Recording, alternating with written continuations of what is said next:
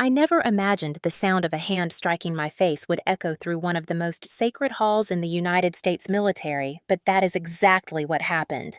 The Hall of Heroes inside the Pentagon, a place dedicated to valor and sacrifice, was filled with 250 guests that afternoon. The air was heavy with pride, ceremony, and expectation. General officers decorated veterans officials from the Department of Defense, and family members sat side by side. My heart pounded under the crisp lines of my uniform as I stepped off the stage, my new insignia of second lieutenant freshly pinned on my shoulders. I had just achieved what I had worked for since I was a teenager, and for a moment the world seemed to stand still in recognition. Then everything shattered. From the front row, Richard Coleman, my wealthy stepfather, rose slowly as though the hall itself was his stage. He had flown in from Boston dressed in his trademark tailored suit, dark tie knotted with precision shoes polished like mirrors. For years he had mocked my choice to serve, insisting that medals and uniforms meant nothing compared to stock portfolios and boardrooms. That afternoon his disdain became physical. Before I could take another step, he blocked my path. His voice cut into the reverent silence. "These medals are disgraceful. You will never be enough." His hand moved faster than thought, striking me across the face with a force that sent me to the polished marble floor. The slap cracked like a gunshot. For a heartbeat, the hall was frozen. Forks of silver and plates of hors d'oeuvres in the reception area clinked faintly as if the building itself recoiled. The sting spread across my cheek fire under skin, but the deeper pain was knowing he had chosen this sacred place to humiliate me. I could feel hundreds of eyes on me, some wide with shock, others narrowed with anger, all of them fixed on the sight of a young officer sprawled at the feet of a man who had never respected her. My medals clinked faintly against the floor as I steadied myself. My training drilled into me at West Point screamed not to collapse, not to let him see me broken. I pulled myself up back straight heels, aligned, chin lifted even as the side of my face throbbed. That was when the twist came, the kind of moment no scriptwriter could plan.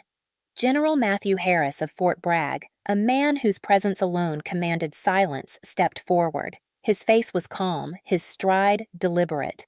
The audience parted instinctively as he moved. He stopped beside me, his eyes locked not on Richard, but on me. Slowly, deliberately, he raised his hand in a perfect salute. His words rang out clear and measured, cutting through the stunned silence like steel. "This salute is for an officer who earned it." The air shifted. It was not applause. It was not chaos. It was something heavier, more final. A verdict. Chairs scraped against the stone floor as one by one men and women rose to their feet. 250 guests, generals and privates, civilians and military alike stood together. Some saluted, some simply stood in rigid silence, but the message was the same. They would not side with power built on money and arrogance. They would side with honor. I looked at Richard, and for the first time in my life I saw fear in his eyes. His face, usually flushed with confidence, had drained of color. His lips parted as if he would command the room back into his control, but no sound came. The empire he built in boardrooms meant nothing here. The authority he carried over investors and executives evaporated in the face of men and women who measured worth by sacrifice, not stock prices. My cheeks still burned, but my pride stood taller than it ever had. In that instant, I realized the ceremony was no longer just about my promotion. It was about defiance, about showing that even in the shadow of humiliation, dignity could rise higher. I stood straighter, my ribbons catching the fractured light from the ceiling, each one representing a battle fought and survived. I had carried weight in deserts and on decks across miles of night marches and in classrooms where failure was not an option. Those medals were not decoration. They were proof. As the hall filled with the sound of silence, a silence louder than any applause, I understood something vital. Respect cannot be bought. It cannot be bullied into existence. It is earned in sweat, in scars and service. And when Richard struck me in front of 250 witnesses thinking he would reduce me to nothing, he instead revealed the truth of who I was and who he would never be. If you were in that hall watching a stepfather slap his daughter, a newly commissioned officer of the United States Army, in front of generals and officials, how would you have reacted? Would you have stood with him, or would you have stood with me? Tell me in the comments. My earliest memories of Boston are not of freedom or warmth, but of glass walls and polished marble that made our house in Brookline feel less like a home and more like a museum.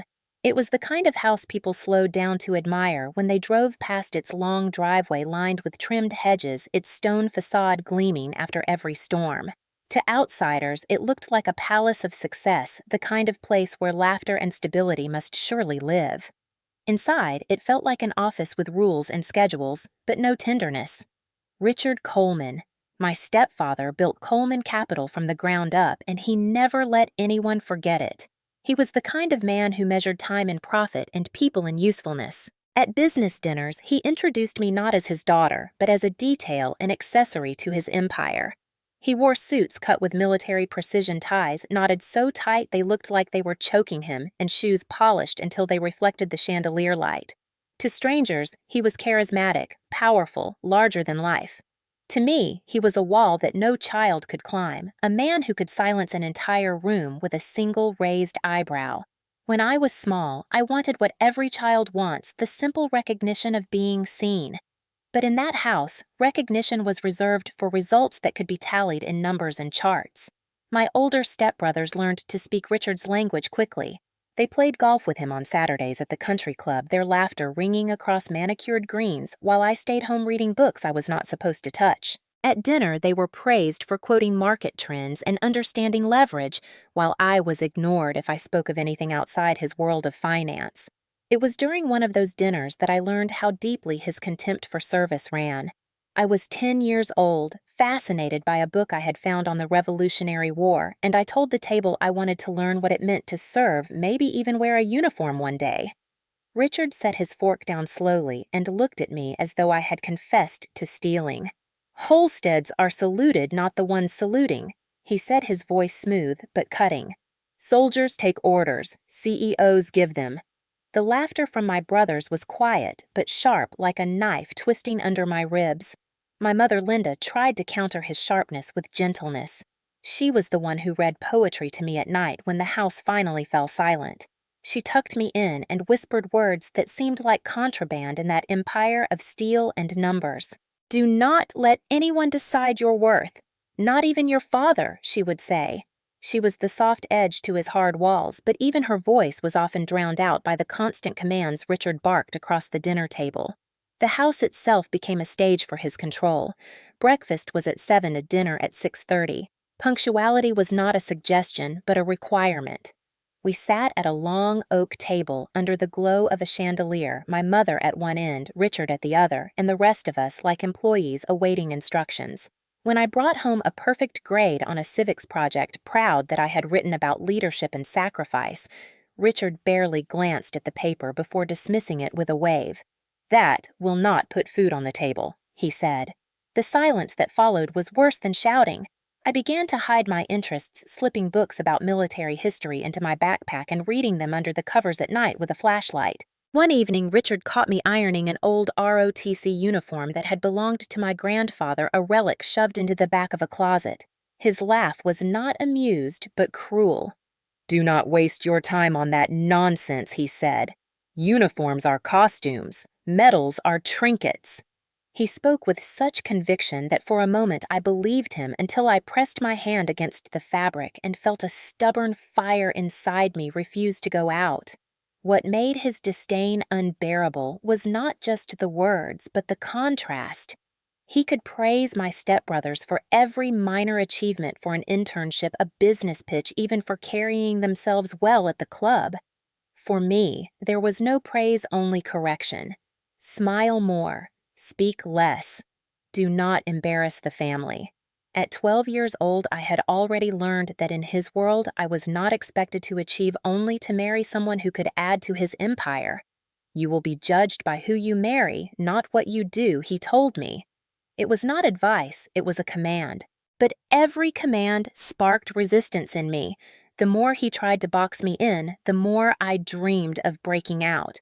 I would watch the American flag outside my school whip in the wind and wonder what it would feel like to salute it to earn that right through sweat and effort instead of through inherited wealth. I would walk past recruiting posters at the bus stop and feel my chest tighten with a mixture of fear and longing. The worst moments were the silences. Richard had a way of cutting me out of the family conversation entirely. At dinner, he would ask my brothers about internships and grades, then push his chair back as though the meal was complete without once addressing me. My mother would reach under the table to squeeze my hand in quiet defiance, but even her love could not erase the humiliation of being invisible in my own home. I think back to those nights, often the marble floors cold beneath my feet as I walked upstairs, the sound of Richard's laughter drifting from his study as he closed deals over the phone. He believed money made him untouchable, that his authority was absolute. But to me, those moments planted a different seed. I learned that power without empathy is hollow, that wealth without respect is brittle, and that sometimes the sharpest fuel for rebellion comes not from anger, but from the quiet ache of being disregarded. By the time I reached high school, the divide between us was no longer a crack, but a canyon. My brothers strutted through the halls in blazers, already practicing their handshakes and talking about hedge funds, while I found myself drawn to the JROTC students marching in formation on the football field, their boots striking pavement in unison. Each stomp of their heels sounded like freedom. Each salute looked like dignity. I wanted that more than I wanted comfort, more than I wanted approval, more than I wanted anything else. And deep down, I knew one day I would have to make a choice. Either continue living as a silent piece in Richard's empire or break away completely and claim a different legacy. The day would come when I would no longer bow my head at his table.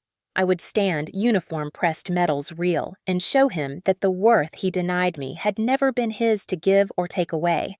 The first time I openly defied Richard Coleman was not in a courtroom or on a parade ground, but at our own dinner table under the chandelier that glared down like an interrogation light. I was 14 years old, and my heart was beating as if I were about to march into battle.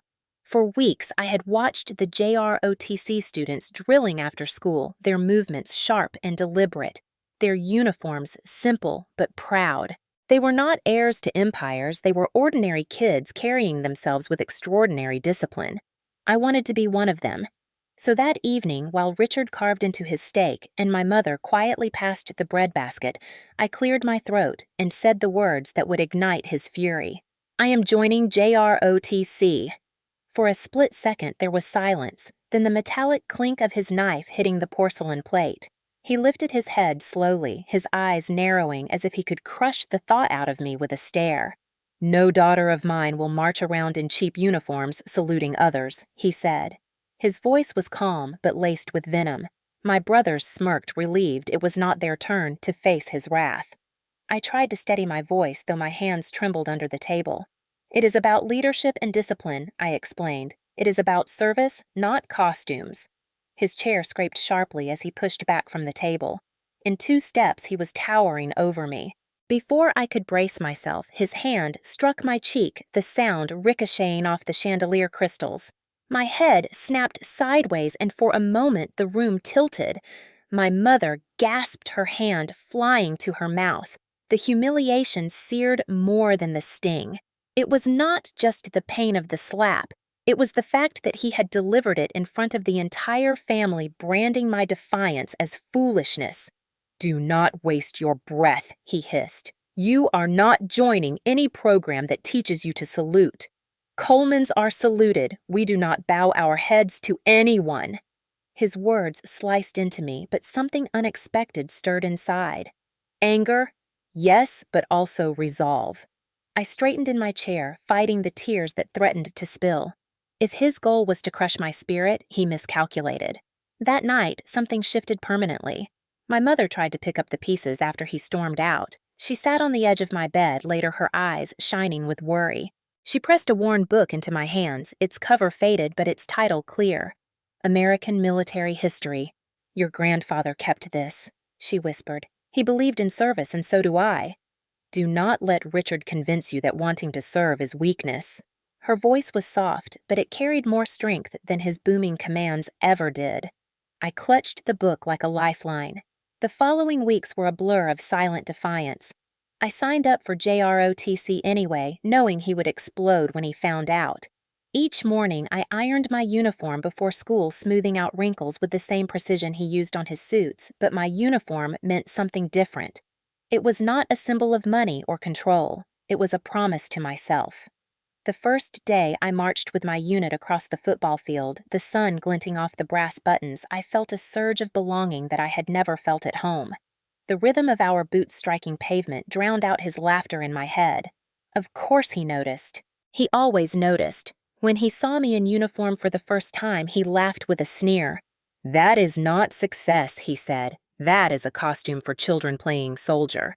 But beneath his scorn, I caught a flicker of something else, something he tried to mask. Fear. Because in that moment he must have realized I was slipping beyond his control. The battles at home grew sharper after that. At dinner, he would throw barbed comments like darts. Soldiers do not pay mortgages. Soldiers follow orders. Every jab was meant to remind me that in his hierarchy, service was beneath him. But instead of crushing me, each insult forged my resolve like steel under pressure. I studied harder, trained longer, and poured every ounce of myself into proving that I could endure. Looking back, I realized that first act of rebellion was not just about joining JROTC. It was about reclaiming my identity in a house that tried to erase it. It was about planting a flag of my own on territory he thought he owned completely. When he struck me that night, he thought he was ending the conversation. Instead, he lit the fuse of my determination. Even now, I can still feel the weight of that book my mother gave me, the smell of its worn pages, the way her hand squeezed mine when she whispered that I was stronger than his commands. That book traveled with me for years from my high school desk to my dorm at West Point, a quiet reminder that my worth was never his to define. The slap at the dinner table was the first, but it was not the last. Each one became fuel. Each one carved deeper the line between his world and mine. I would not be a pawn in his empire of marble and stock tickers. I would be a soldier, an officer, a woman who earned her place not through inheritance, but through grit. That night, under the chandelier that sparkled like 1,000 watching eyes, I stopped being the invisible girl at his table. I became the fighter he never expected. By the time I turned 15, the walls of our house in Brookline felt less like shelter and more like a cage. The marble floors that guests admired were cold under my feet. The chandelier that sparkled for visitors seemed to mock me when the house fell silent at night. Every corner of that home reminded me of Richard's control, his booming voice, and his sharp silences that could reduce me to nothing. But if the house was a cage, then school was my escape route, and I clung to every opportunity like a rope leading out of confinement. I had always been quick with books. While my brothers were praised for their business projects, I buried myself in history, strategy, and political science. Teachers noticed even when Richard did not. By the time I entered Boston Latin School, I was already skipping levels, jumping into classes 2 years ahead of my age group. It was not about proving myself smarter, it was about proving I could outrun him. Each test I aced, each paper I wrote, brought me one step closer to independence. At 16, when most of my peers were still worrying about prom, I was standing in the guidance counselor's office, clutching a packet that felt heavier than any textbook. It was the application to the United States Military Academy at West Point. My hands shook as I read through the requirements. Nominations, recommendations, physical exams, academic excellence. It was daunting, but it was also the first time I saw a door cracked open, waiting for me to push through. I brought the idea home one evening, knowing it was like throwing a spark into a dry forest. My mother sat quietly, her face pale but her eyes glowing with pride. Richard was not quiet. He slammed his glass onto the table, bourbon spilling onto the marble. "You are throwing away every advantage you have been given," he barked. "Do you know what people will say when they hear my daughter crawling through mud instead of running board meetings? They will laugh at you. They will laugh at me." My heart pounded, but my voice held steady. "I do not care what they say. This is my choice." For a long moment, he stared at me the way he stared at men across negotiating tables when he was about to crush them. Then he delivered the sentence that would follow me like a shadow. If you walk down that path, do not expect me to walk beside you. And he meant it. The months that followed were some of the hardest of my life. I woke before sunrise to run miles through the quiet Boston streets, my breath fogging in the cold air. I trained with JROTC until my legs ached. I studied late into the night, memorizing formulas and history dates under the dim glow of a desk lamp. When my classmates went out on weekends, I stayed in driven by the vision of marching across the plain at West Point in gray uniform, proving him wrong with every step. My mother was my silent ally. She slipped me brochures when Richard was not looking, tucked study guides into my backpack, and whispered encouragements through the closed door of my room. "You can do this," she said. "You are strong enough." She never contradicted Richard publicly, but I could feel her defiance in the small ways she chose me over his commands. The day the acceptance letter arrived is burned into my memory.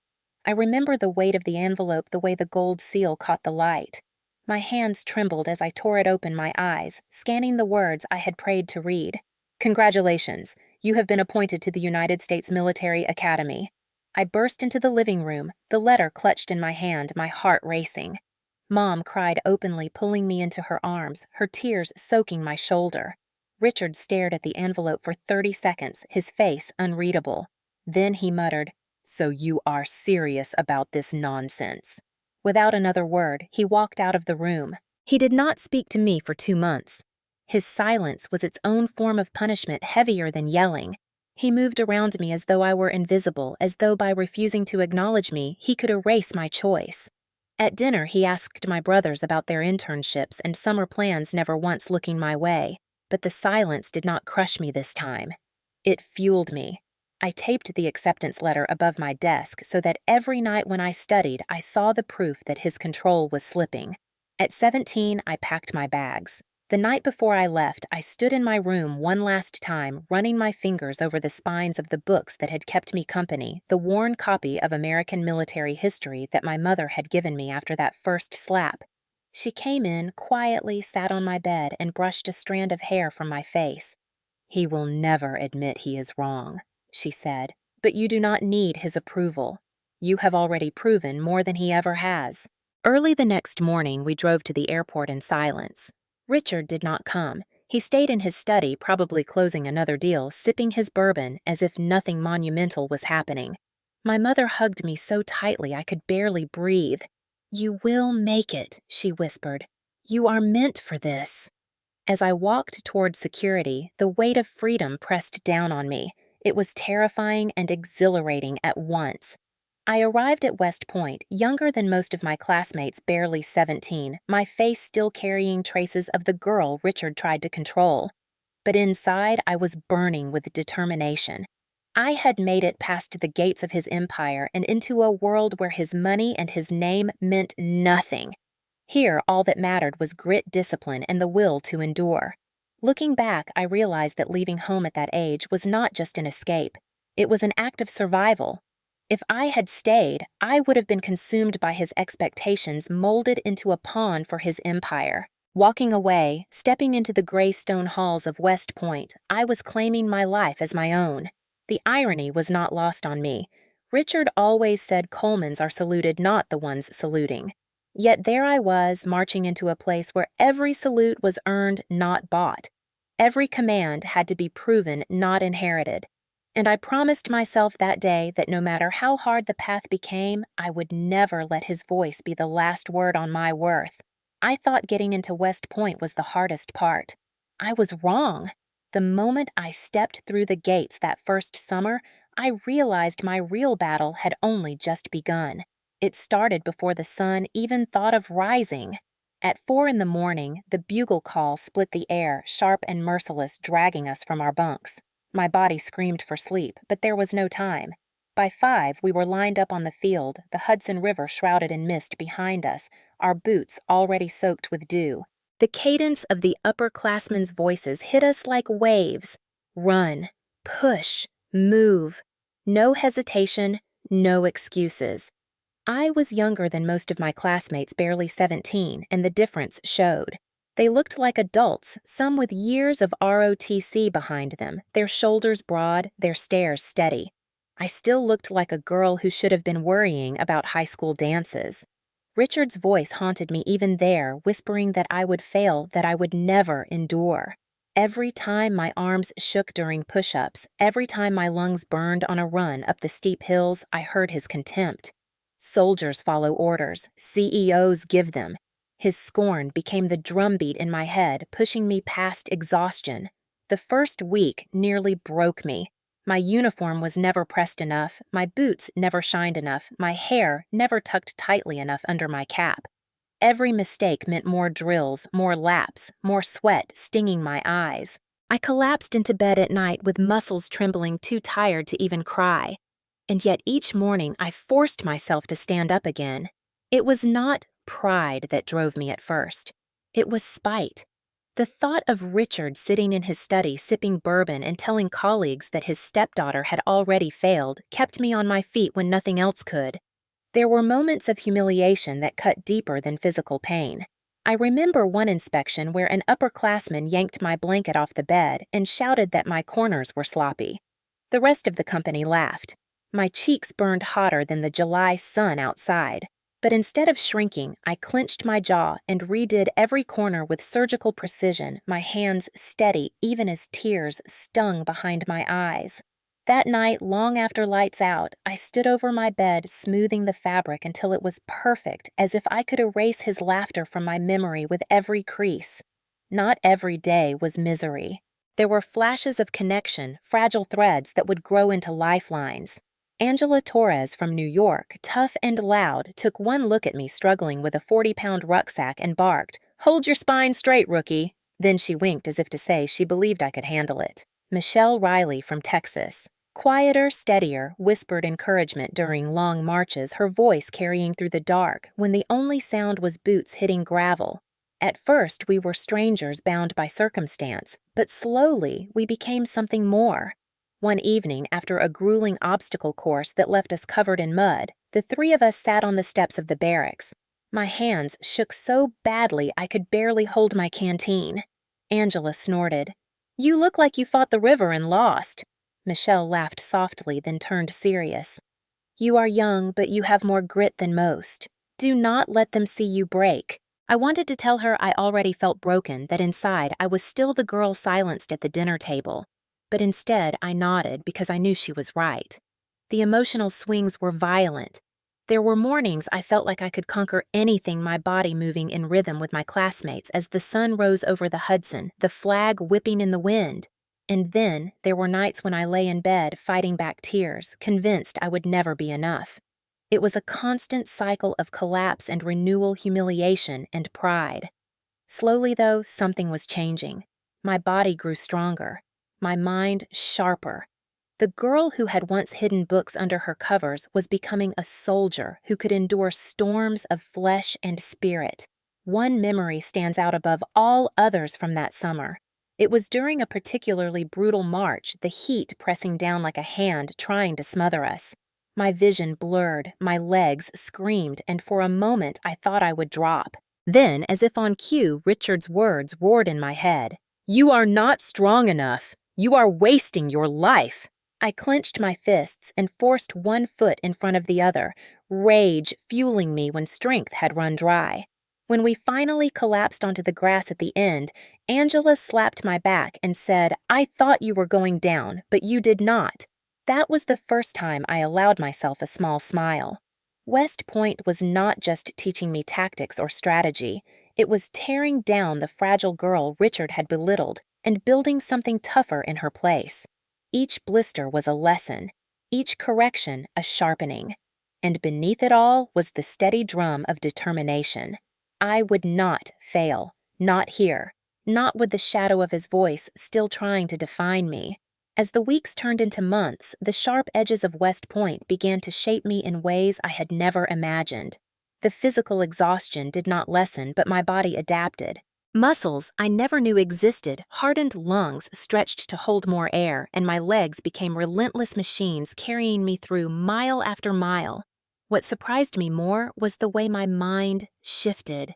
Where once I heard Richard's scorn as chains dragging me down, now I used it as fuel. Every insult replayed in my memory became a dare I was determined to answer. The academics were no easier.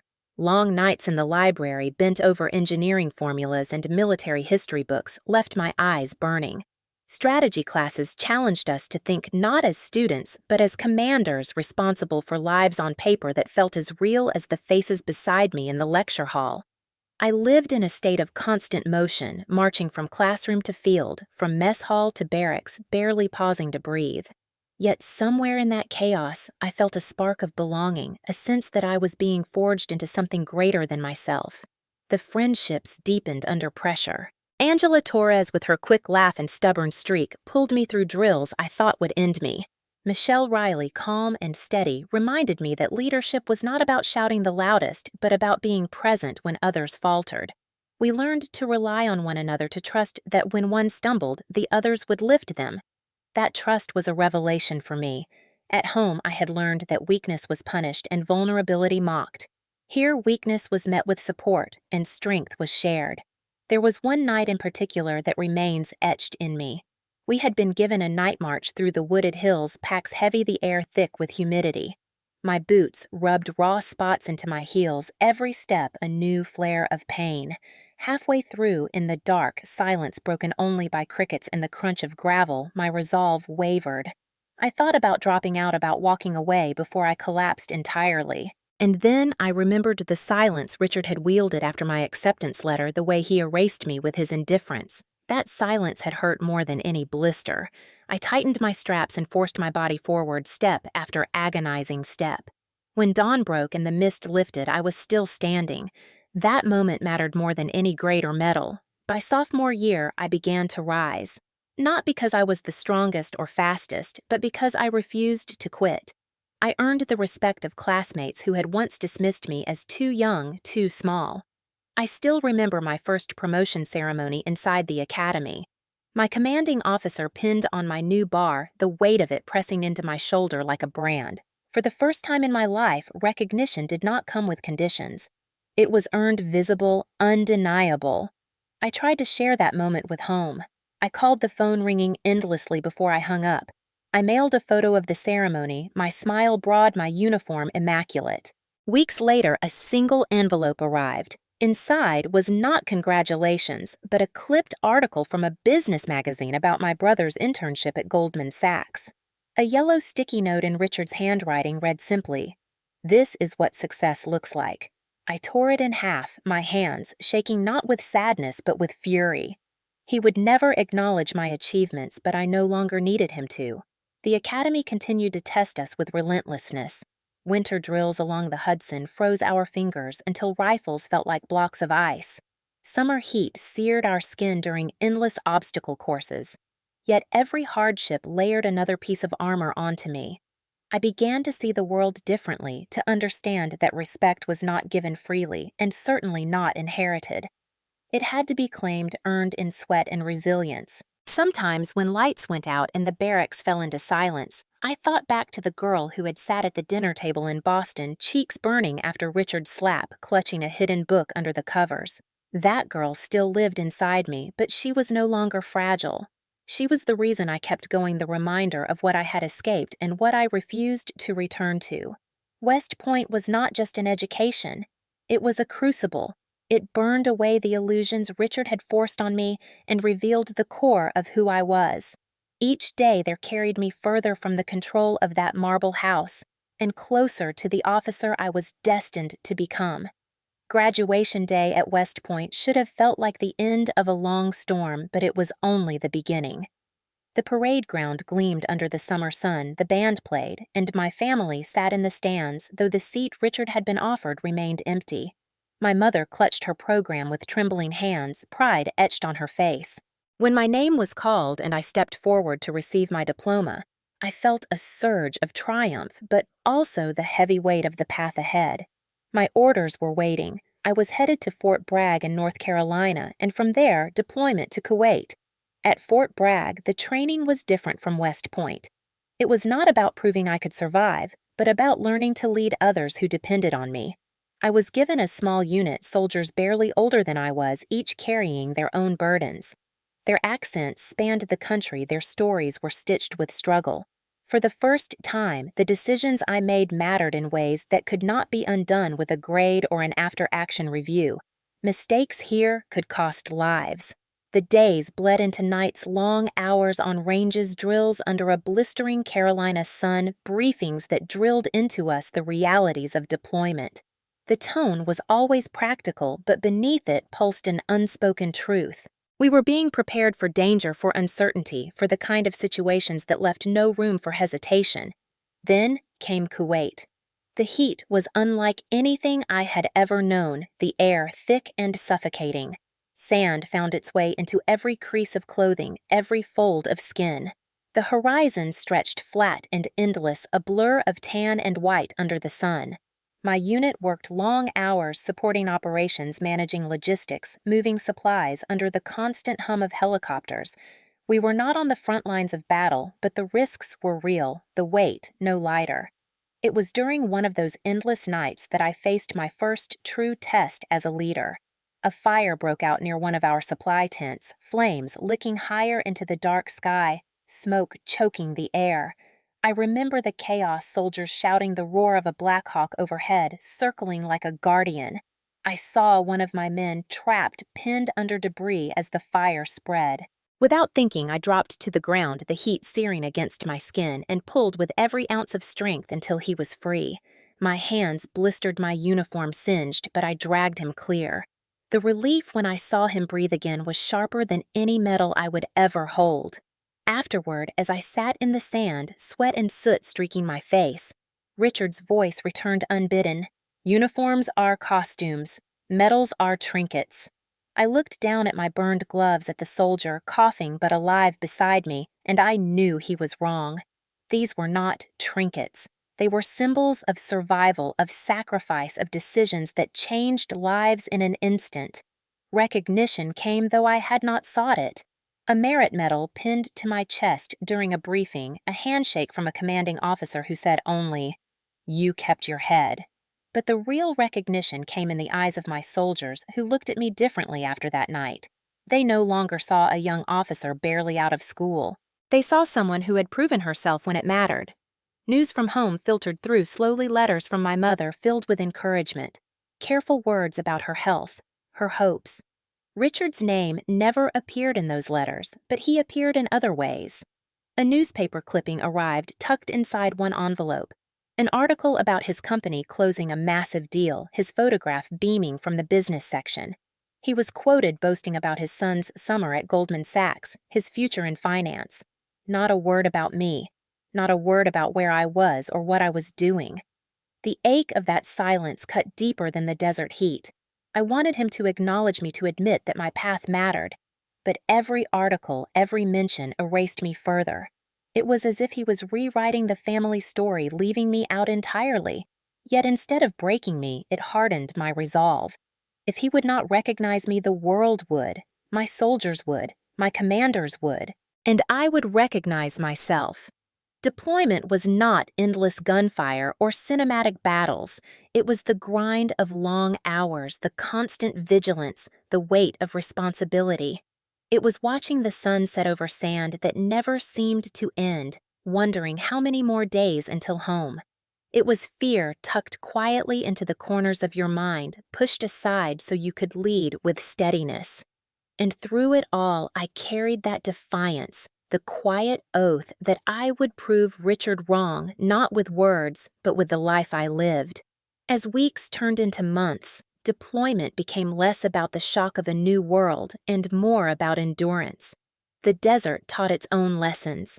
It taught patience when sandstorms rolled in and grounded everything, turning the air into a wall of dust. It taught humility when equipment broke down miles from base and we had to improvise fixes with nothing but grit and wire. It taught vigilance because even in what seemed like routine tasks, danger waited in the smallest oversight. I learned to read the faces of my soldiers, to know when someone was on the brink of exhaustion, to spot fear hidden behind a grin. Leadership was no longer a theory I studied in classrooms at West Point. It was real, pulsing, immediate. There was one night I will never forget. The base was quiet except for the low thrum of generators and the occasional buzz of insects against floodlights. I sat writing in my journal, trying to capture what it meant to lead in a place so far from home. Then a call came over the radio. A convoy had been delayed. Supplies were at risk. My unit was tasked to move out, secure the route, and ensure nothing was lost. The air was thick with tension as we climbed into vehicles, weapons at the ready, scanning the horizon where shadows could mean nothing or everything. The ride stretched long, the hum of the engine vibrating through my bones. I thought about my mother back in Boston, probably sitting up late with a cup of tea, praying I was safe. I thought about Richard, too, maybe closing a deal in some skyscraper, never once imagining me under a desert sky, listening for threats in the dark. And then I stopped thinking altogether because focus was survival. When we reached the stalled convoy, my men moved with practiced precision, securing the area, checking each truck. No one was hurt, no supplies were lost. It seemed simple afterward, but in those tense hours, every decision felt like a coin flip between disaster and safety. Later that week, my commanding officer called me in. He handed me a commendation for leadership under pressure. The words barely registered because my mind was still on my soldiers' faces that night, the trust they had placed in me. Medals, papers, ceremonies, they all mattered in their way. But nothing compared to the silent nods of the men and women who knew I would not let them down. That was the respect I craved, and it was worth more than anything Richard could dangle in front of me. Still, deployment carried shadows that no medal could erase. Letters arrived announcing engagements, births, even funerals back home, and each one was a reminder of the lives we had put on pause. I wrote back to my mother, telling her stories that were honest but softened, never admitting how often fear stalked me. I wanted her to believe I was safe, even when I was not. Richard never wrote, but once I caught his name scrolling across a news ticker on a TV, in the mess hall. Coleman Capital secures $2 billion deal. I stared at the screen at his smiling face and felt a mixture of bitterness and release. He was still chasing numbers. I was chasing survival. When my deployment ended, I returned to Fort Bragg with more than just scars and memories. I returned with clarity. I had led men through fire and darkness. I had carried one out from the edge of death. I had earned recognition not from stockholders, but from warriors. I knew now that no amount of silence from Richard could erase what I had done. His world and mine were not the same. He lived behind glass walls. I lived in the grit of reality where respect was not purchased, but forged. The day I stepped back onto American soil, the air felt different, softer, richer, filled with scents. I had missed the sharpness of pine, the sweetness of rain on asphalt. Yet even then, shadows followed. Nights when I woke in a sweat, hearing again the crackle of fire, the coughs of a soldier pulled from smoke. Days when I caught myself scanning rooftops, instincts refusing to let go.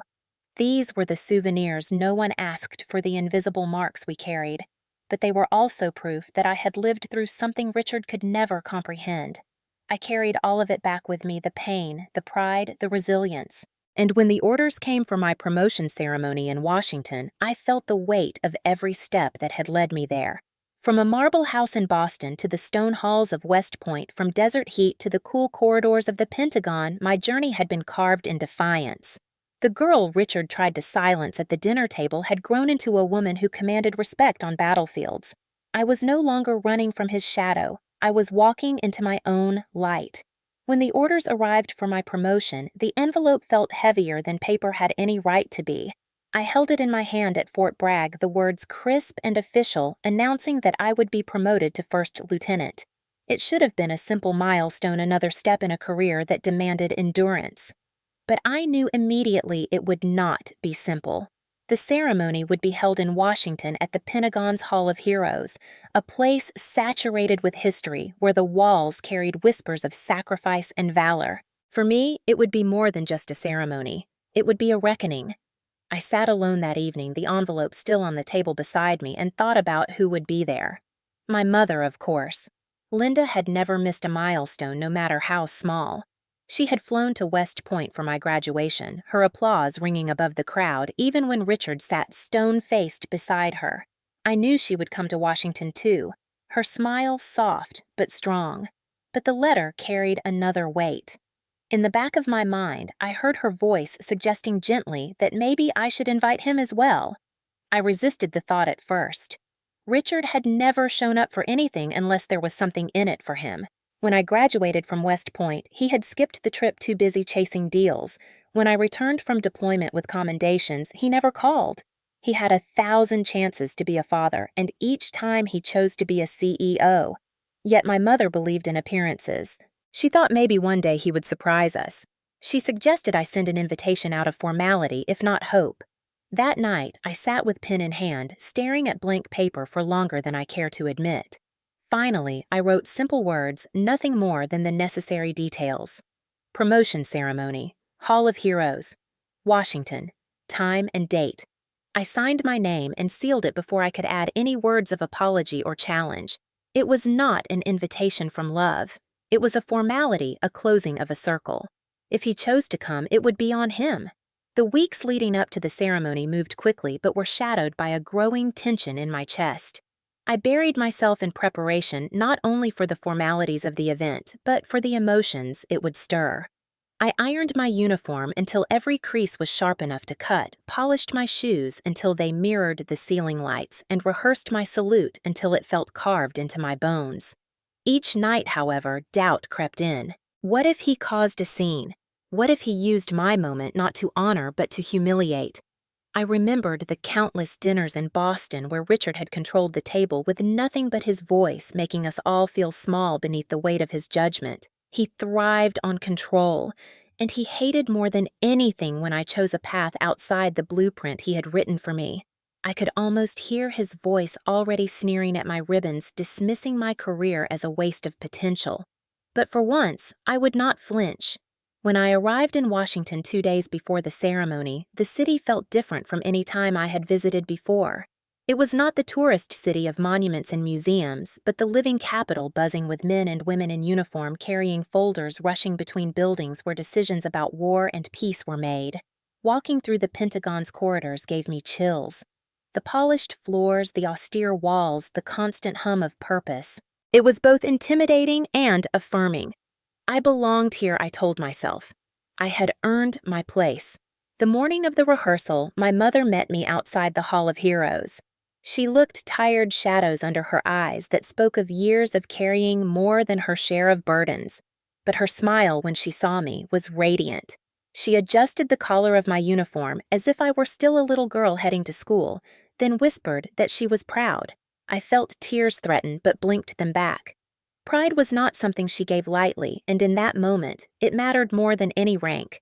Inside the hall shimmered with solemnity. Rows of chairs were already set up, the podium polished, the flags arranged with military precision. The space smelled faintly of cedar and polish, a blend of reverence and preparation. As I stood there imagining the seats filled with generals, fellow officers, and family, I felt both anticipation and dread, because I knew one seat in the front row might belong to Richard. The next day confirmed it. My mother called me in a hushed voice from the hotel lobby. "He was here," she said. He had arrived in Washington not alone, but with 2 business associates. He had booked a suite in a luxury hotel, the kind of place he always favored. My stomach tightened, not from fear, but from a weary sense of inevitability. Of course he would come. Not to support me, but to be seen to remind everyone that Richard Coleman was still a man of influence. That night, as I lay in the small quarters reserved for officers, I stared at the ceiling and thought about the journey that had brought me here. From the marble house in Boston to the barracks of West Point, from the burning desert of Kuwait to this solemn hall in Washington. Every step had been a battle not only against the world, but against Richard's voice telling me I would never be enough. Tomorrow, I told myself that voice would meet the one thing it could not dismiss. Proof. The morning of the ceremony dawned clear and sharp. Sunlight cut through the Pentagon courtyard, casting long shadows across the stone. As I dressed, each piece of my uniform felt like armor. The jacket snug, the ribbons aligned, the insignia gleaming. I slipped my mother's old note into my pocket, the one that said, "Respect is not inherited, it is earned." Then I walked out into the brisk air, each step steady, measured, resolute. When I entered the Hall of Heroes, the seats were already filling.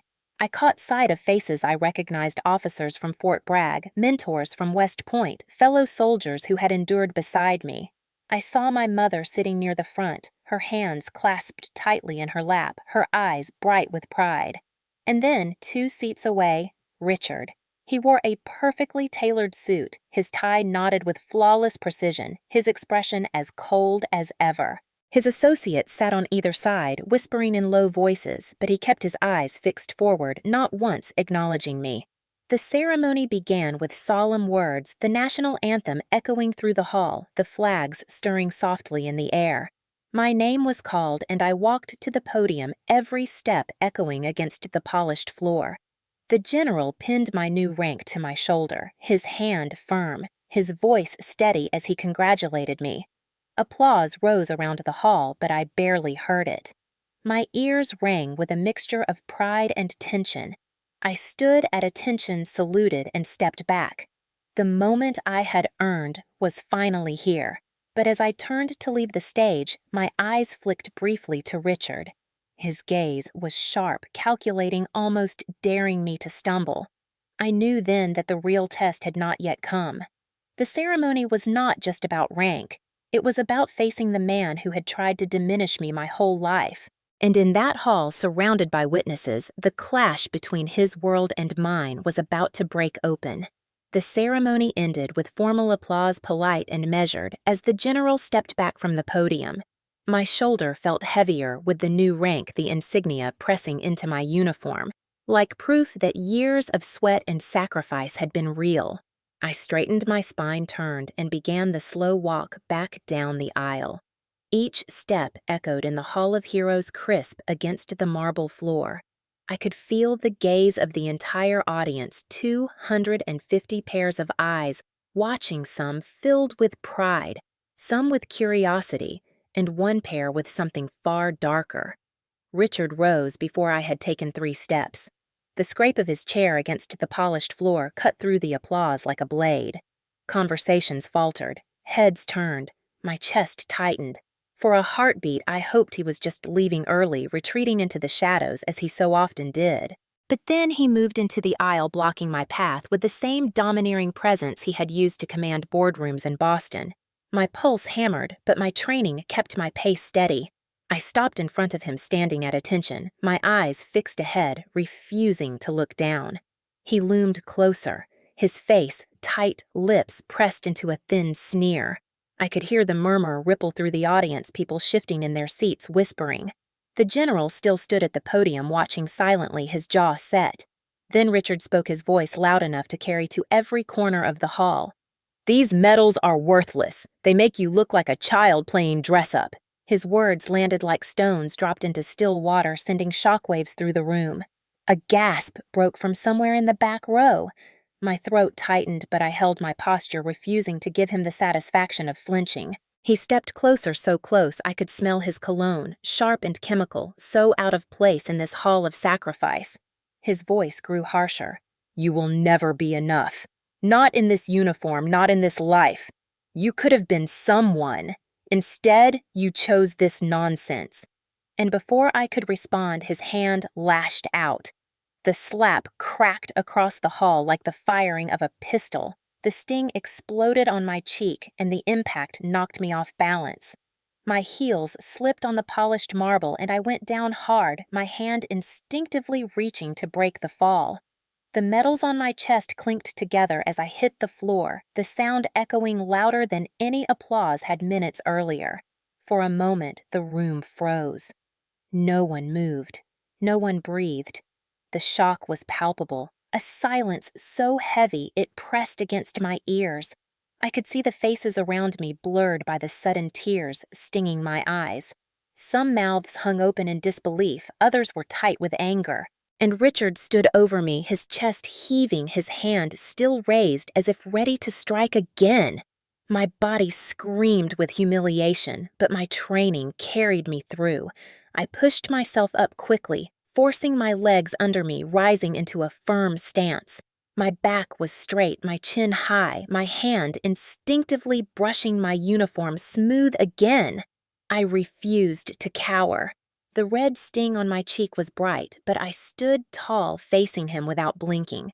The murmur in the audience swelled no longer just whispers, but low voices of outrage. Chairs creaked as people shifted, some starting to rise. I could hear my mother's sharp intake of breath, though she remained silent, frozen by fear. My heart pounded, but beneath the adrenaline was a surge of clarity. This was not just an attack on me. It was an attack on every hour I had marched, every mission I had led, every sacrifice my brothers and sisters in arms had made. I locked eyes with Richard, refusing to yield. His expression flickered a momentary crack in his mask as he realized the room was no longer with him. The authority he carried in boardrooms did not translate here. In this hall filled with uniforms and medals that bore real weight, his power shrank with each second of silence that passed. Then from the stage, a voice cut through the tension. Firm, steady, resonant. General Harris. He stepped down from the podium, his boots striking the marble with deliberate weight. The crowd turned to watch as he approached, his eyes never leaving Richard. My breath caught, my hands clenched at my sides. Something was about to break. General Harris stopped just a few feet from where I stood. His presence filled the hall in a way Richard's money never could.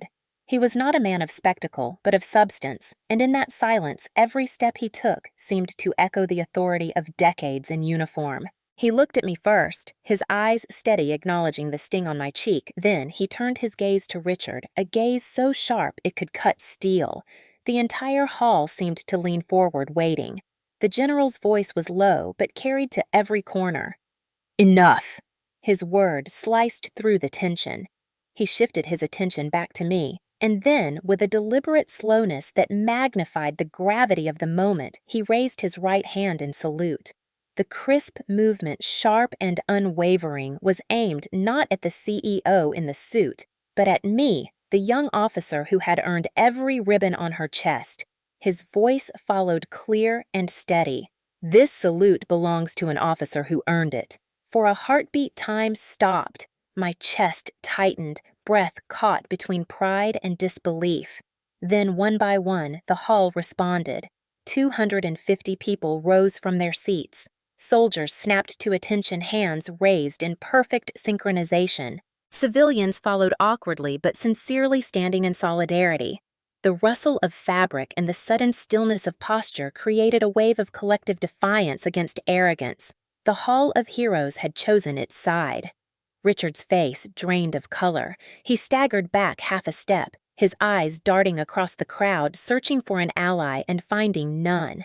The power he wielded so easily in boardrooms meant nothing here. His voice, once commanding, faltered. He opened his mouth as if to speak, but no words came. He was a man undone by silence, by the refusal of others to bow to his control. I stood as tall as my frame would allow, my cheeks still burning, but my pride blazing brighter. For the first time in my life, I did not feel smaller in his shadow. I felt larger, bolstered by the weight of 250 people standing with me. The medals he mocked glinted under the lights, no longer symbols of shame, but undeniable proof. The general held the salute a moment longer, then lowered his hand with deliberate precision. His gaze lingered on me. "Hold your ground, Lieutenant." His words were not shouted yet. They carried the weight of command. My throat ached, but I managed a firm nod, my voice steady when I replied, "Yes, sir." The hall erupted then, not in chaos, but in something more powerful. Applause thundered, rolling across the marble like a wave breaking against stone. Some shouted words of support, others simply clapped until their hands reddened. My mother rose too, tears streaking her face. Her hands pressed together in a trembling gesture of pride. Even the businessmen Richard had dragged along shifted uncomfortably, clearly eager to distance themselves from his disgrace. Richard, pale and trembling, finally turned away. He rubbed the wrist that had once struck me as though the weight of judgment pressed heavier than bone. Without another word, he moved quickly up the aisle, his polished shoes clicking too fast against the floor. The doors opened and closed behind him with a hollow thud, sealing his retreat. The applause continued not for his exit, but for what remained. I stood in the center of the hall, the sting on my cheek a reminder of what had just happened, but also a badge of survival. General Harris placed a hand briefly on my shoulder, a quiet acknowledgement, before returning to the stage. The ceremony was not ruined. It had been transformed. What was meant to humiliate had instead become vindication. As the hall settled, the chaplain cleared his throat, his voice wavering at first, but then firm. "Shall we continue?" The words felt almost unnecessary, for the ceremony had already written itself into the memory of everyone present. I nodded once my movements precise and stepped back toward the front, my head held higher than ever. The rest of the formalities blurred. What I remembered was the look in the eyes around me: pride, respect, solidarity. Not one person dismissed what they had witnessed. Not one person pretended it had not happened. The story had already spread, whispered from row to row, ready to leap into the world beyond those walls. When the final notes of the anthem faded, I knew nothing would be the same. My promotion had not just marked a change in rank. It had marked the end of Richard's power over me. His voice would still echo in memory, but it would never again dictate my worth. That day in that hall, the balance had shifted forever. When the doors closed behind Richard, the sound lingered in my ears, like the last note of a song that would never play again. For a few seconds, the Hall of Heroes remained suspended in silence, the air thick with a kind of collective awe. My cheek still throbbed where his hand had landed, but the sting had changed. It no longer felt like humiliation. It felt like proof, a mark that told the story better than any speech could. General Harris stood near the podium, his posture tall, his gaze steady on me. He had returned to his place, but the memory of his salute hung in the air like a banner. The audience slowly sat down, the sound of chairs creaking echoing against the marble. The ceremony was technically over, yet no one moved toward the doors. People were waiting not for protocol, but for something else, something that felt larger than rank. I remained standing at attention in the center aisle, my hands clenched at my sides, my chest rising and falling in sharp breaths. I did not want to falter, not after what had just happened. My eyes found my mother in the front row. She sat upright, her face streaked with tears, but her expression unwavering. She mouthed words only I could read. "I am proud of you." It was all I needed. Then General Harris spoke again. His voice rolled through the hall like steady thunder. "What you have witnessed today is not just a ceremony. It is a reminder. Rank is not given by family names or wealth. It is earned in deserts and oceans, in choices made under fire." He gestured toward me, his hand sweeping the air like a verdict. "This officer has proven that. Let no one here forget it." Applause rose again. Not the polite applause of earlier, but the thunderous kind that shakes walls. People stood once more, not out of obligation, but out of conviction. It was as if the entire hall wanted to erase the slap by overwhelming it with respect. My throat tightened as I forced myself to hold firm, my chin high, my eyes straight ahead. I would not crumble. I would not let the story be about pain. It had to be about pride. In that wave of support, I felt something shift inside me. For years, I had measured myself against Richard's voice, against his silence, against the way he made me feel small at every table in every room. But in this moment, with 250 people rising not for him but for me, I realized the truth. His approval had never been the standard. His contempt had never been the measure of my worth. Respect was not inherited. It was earned, and I had earned it. The chaplain moved forward hesitantly, clearing his throat, and asked if the ceremony should continue with the benediction. General Harris gave a short nod, but even as the chaplain began to speak, the focus of the room did not waver. Eyes still lingered on me, not because of what I had endured, but because of how I stood after. I felt exposed and strong all at once, like a soldier carrying scars not as weakness, but as testament. When the final words of the benediction ended, people did not rush for the exits. They formed lines, coming to me one by one. Fellow officers clasped my shoulder, some with words, others with silence that spoke louder than any sentence. A colonel I barely knew leaned close and whispered, "Do not let him rewrite this moment. You stood taller than he ever has." A young cadet, wide-eyed, said simply, "Ma'am, you give me courage." Even civilians approached awkwardly, unsure of military etiquette but offering their hands in quiet solidarity. My mother reached me last. She wrapped her arms around me, her embrace fierce and trembling. For a moment, I let my shoulders sag into her hold, the soldier giving way to the daughter. She whispered loud enough only for me, "He cannot hurt you anymore. Not here. Not ever again." I pulled back, blinking against the wetness in my eyes, and nodded. "You were right," I said. "Respect is earned." The press was already circling by then. A defense correspondent from a national paper had been seated in the back row, covering what was meant to be a routine promotion. Instead, she now had a story that would echo beyond the walls of the Pentagon. Her notebook was full, her eyes sharp. I knew headlines would follow before the day was done. But for once, I did not dread it. Let the world see. Let them know what happens when arrogance collides with honor. Later, as I stood in the quiet of the corridor outside the hall, the adrenaline began to ebb, leaving exhaustion in its wake. My cheek still ached, but it was a dull throb now, more reminder than wound. I leaned against the cool stone wall, breathing slowly, steadying myself. General Harris approached his steps deliberate. He stopped beside me, his presence heavy with unspoken authority. "You held your ground," he said simply. "That is what matters." I nodded, unsure if words could capture what I felt. He studied me for a moment, then added, "He struck you in front of witnesses, but you rose in front of the same witnesses. That will be remembered." His words sank deep, settling into a place I had kept hidden, a place that longed for validation, not from Richard, but from those who understood what service meant. As he walked away, I stood straighter, the fatigue lifting just enough. I thought back to the girl at 12 years old, sitting at a dinner table in Boston, told she would never wear a uniform. I thought of the teenager ironing an old jacket in secret, dreaming of salutes. And I thought of the young cadet pushing through drills before dawn, clinging to determination like oxygen. That girl, that teenager, that cadet, they had all been standing with me today. And together we had proved him wrong. By the time I left the Pentagon that evening, the headlines were already flashing across screens. CEO assaults stepdaughter at military ceremony. The words burned, but not for me.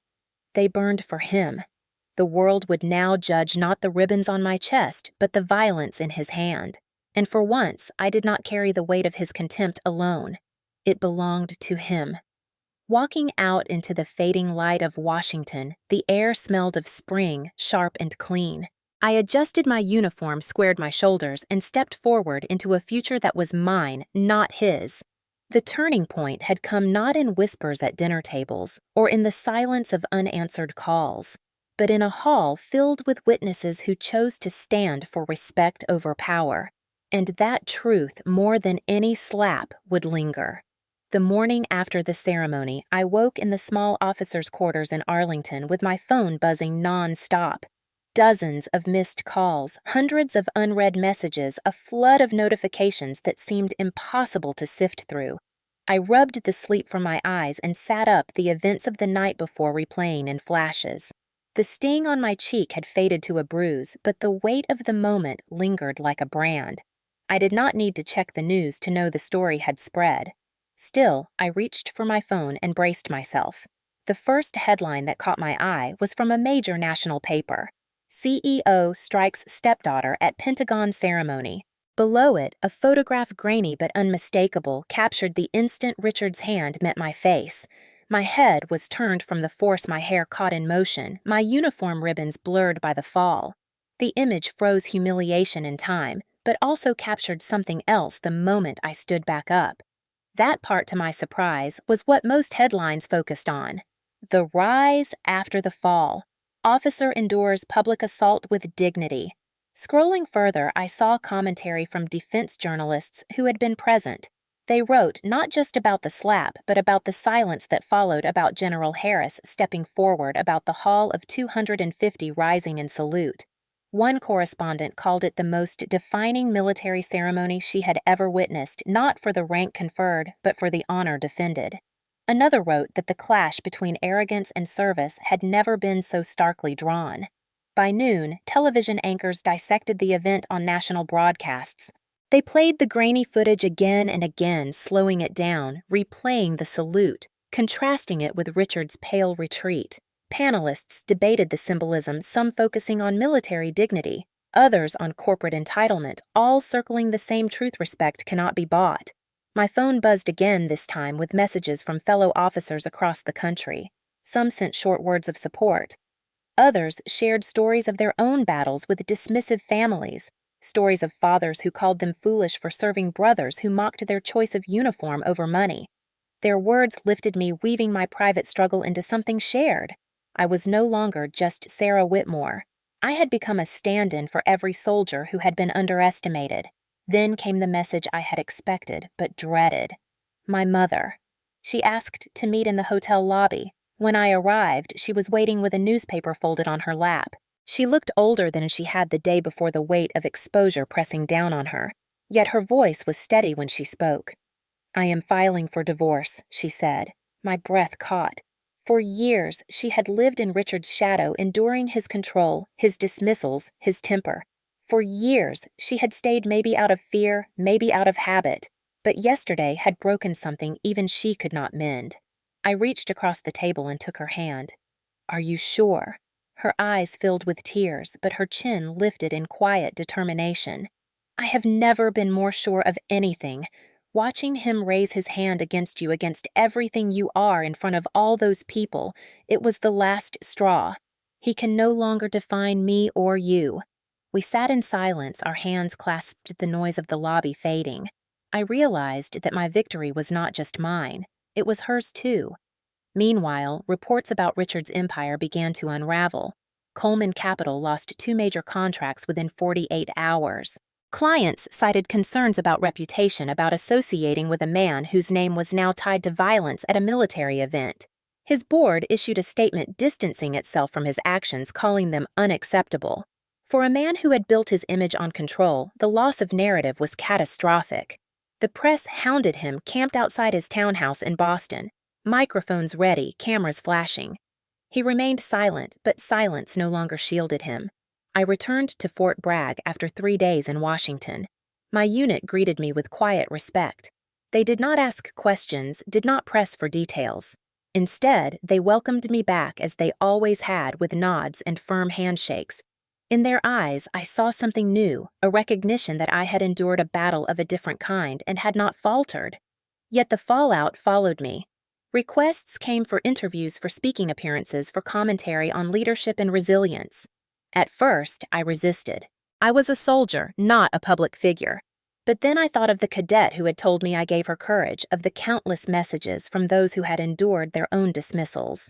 Maybe my story was not mine alone. Maybe it belonged to those who needed to hear it. So I accepted an invitation to speak at West Point. Standing at the same podium where I once sat listening as a cadet, I told the story not of a slap, but of standing again. I spoke of respect, of how it is not given, but earned, of how honor cannot be bought with money or power. I looked into the faces of young men and women just beginning their journeys and told them that resilience is forged in the moments when the world tries hardest to break you. When I finished, the room rose in applause, not out of sympathy, but out of shared conviction. That night, as I walked alone along the Hudson River, the wind sharp against my face, I thought about Richard. I wondered if he was sitting in his empty townhouse staring at the headlines, still believing he could claw back control, or if he finally understood that some things once lost cannot be bought back. I did not know, and I no longer cared. My path had diverged from his completely. The weeks that followed felt surreal.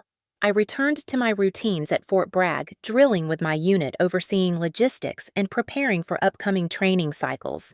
Yet even in the hum of daily work, the echoes of the ceremony reached me. Letters arrived almost daily, some from strangers I would never meet. A retired Marine wrote that he had been dismissed by his father as a boy, only to find belonging in the Corps. A woman from Ohio said she had watched the footage with her teenage daughter and told her, "See, this is why courage matters." The words humbled me. They also reminded me that what happened in the Hall of Heroes was no longer just my story. Richard, meanwhile, spiraled. News outlets reported on his downfall with relentless focus. Coleman Capital hemorrhaged clients. Board members resigned. An investigation opened into his conduct not only for the slap, but for years of aggressive behavior toward employees that were suddenly dragged into the light. His once impregnable reputation was now a cautionary tale dissected on talk shows and business journals alike. Some called it the collapse of an empire built on arrogance. I watched from afar, not with vengeance, but with a kind of detached clarity. He had always believed power was permanent. Now he was learning that respect was not. My mother followed through on her decision. The divorce filings became public, adding fuel to the fire consuming his image. Linda Coleman, after decades in his shadow, was stepping into her own light. She called me often, her voice steadier with each conversation. For the first time, she spoke about dreams of her own. She wanted to return to teaching art, to open a small studio, to live without fear of being silenced. Hearing her reclaim pieces of herself gave me a satisfaction no medal could equal. For me, the aftermath brought both opportunities and challenges. I was invited to speak at conferences to share insights about resilience, leadership, and dignity under pressure. At first, I hesitated. I feared becoming a symbol more than a soldier, but I realized that my uniform had always represented more than myself. Speaking out did not diminish my service. It amplified it. One invitation in particular struck me. The Pentagon asked me to participate in a leadership symposium alongside generals and defense officials. I stood on that stage with my cheek fully healed, but the memory still fresh, and I spoke not about the slap, but about the rise. I told them that leadership is not about control, but about service, not about commanding silence, but about earning voices that stand beside you.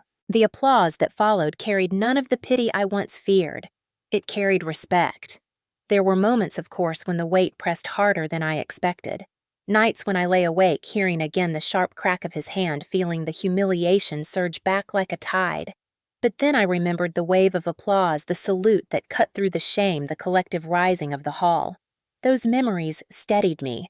They reminded me that resilience is not about forgetting, but about standing even when memory tries to pull you down. The press eventually moved on, as it always does. New scandals, new headlines, new stories to dissect. But the impact lingered in quieter ways. Cadets at West Point began mentioning my name during discussions about resilience. A training module at Fort Bragg was updated to include an example from the ceremony. Even casual conversations carried echoes of it. People remembered not the slap itself, but what followed. And that, I realized, was the true victory. Months later, I visited Arlington with my mother. We stood among the rows of white stones, the quiet stretching in every direction.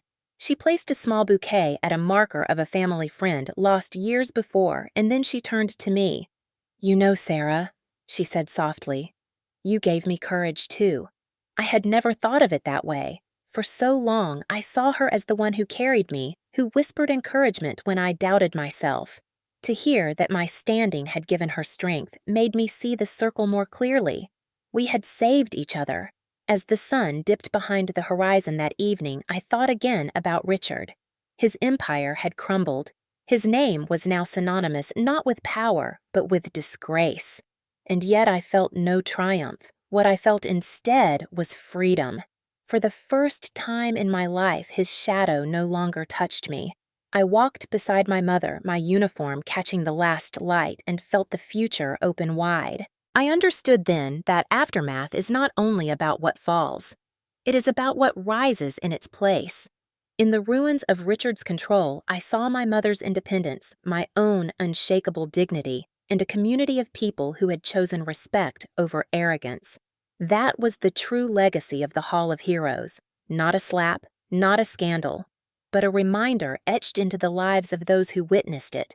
Looking back now, I understand that the ceremony was never just about a new rank. It was about shedding a shadow that had followed me since childhood. The slap in the Hall of Heroes became a symbol, but not of my weakness. It was a symbol of defiance, of a refusal to be broken. What people remember is not the sound of his hand, but the way I stood afterward. That is the lesson I carry. In the weeks that followed, I often thought about the irony. Richard spent his life chasing power, building an empire of steel and glass, believing money could bend people to his will. Yet when he tried to exert that power at my ceremony, it evaporated in an instant. In a place where sacrifice defined worth his currency was worthless. All his wealth could not stop a general's salute. All his influence could not prevent 250 people from rising in judgment. For a man who thrived on control, that was the most devastating defeat. For me, the moment was liberating. It stripped away years of doubt, years of measuring myself against his impossible standard. I realized that true strength had never been his to grant or withhold. It had been forged in dawn drills, in deployments under burning skies, in choices made when lives depended on clarity. Respect was not inherited through bloodlines or corporate titles. It was earned step by step through service. I thought often of my mother. She had lived longer than I had under Richard's shadow, silenced and diminished, yet she still whispered encouragement when I needed it most. Her words guided me more than she ever knew. When she finally chose to break free, I saw in her the same resilience she had nurtured in me. We both learned that sometimes the bravest act is not enduring but walking away. The ceremony also reminded me of the power of witnesses. Alone, a slap is just an act of violence. But in that hall, with so many eyes, it became something else. It became a reckoning. The salute that followed turned humiliation into vindication, and the rising of the audience proved that silence can be broken, that solidarity can drown out arrogance. That is what still gives me strength. I carry the memory with me to this day. Whenever I feel doubt creep in, whenever I question if my path is enough, I remember the sound of chairs scraping as people rose, the sight of hands raised in salute, the echo of applause rolling against marble walls. Those memories remind me that worth is not defined by one man's contempt. It is defined by the community that chooses to stand with you. I also think about the young cadet who told me I gave her courage. That is what drives me now. To show others that no matter how toxic a family may be, no matter how deep the scars of control you can stand, you can rise. And when you do, others will rise with you. The past does not own the future. My father will always be remembered as a CEO. That is his legacy, built on contracts and headlines, and eventually tarnished by disgrace. My legacy will be different. Mine is written in ribbons earned on foreign soil, in scars carried quietly in the respect of those who served beside me. Mine is built not on wealth, but on honor. When I stood in the Hall of Heroes, I thought the aisle I walked was simply a path between rows of chairs. Now I know it was a bridge between two worlds, the world of arrogance and the world of resilience. And when I crossed it, I left his world behind. If you have ever been dismissed, underestimated, or told you are not enough, remember, this respect is not given by those who withhold it. It is earned in how you rise after you fall. Do not let anyone decide your worth. Stand even when it hurts, because sometimes standing is the most powerful revenge. So I ask you now, have you ever been silenced by someone who was supposed to love you? Have you ever carried the sting of being told you would never be enough? Share your story in the comments. You may find that your words give courage to someone else. And if this story reminded you that respect cannot be bought, subscribe, because together we will keep telling the stories that prove honor always rises.